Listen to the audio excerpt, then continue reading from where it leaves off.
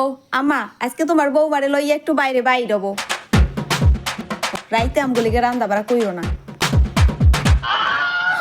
বাইরে যাবি তোগুলোকে কি যাইতাম আর একবার কইতে পারতি যাওয়ার কথা।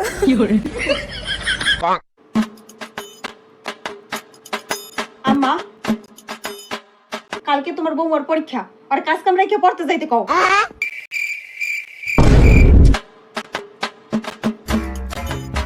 মাই কাম করতে পারবো সারা দিন, বউ করতে পারবো না, কি বলা জন্ম দিছি।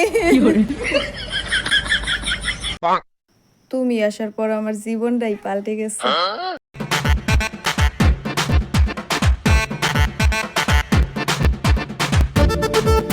কত যে রঙ্গ।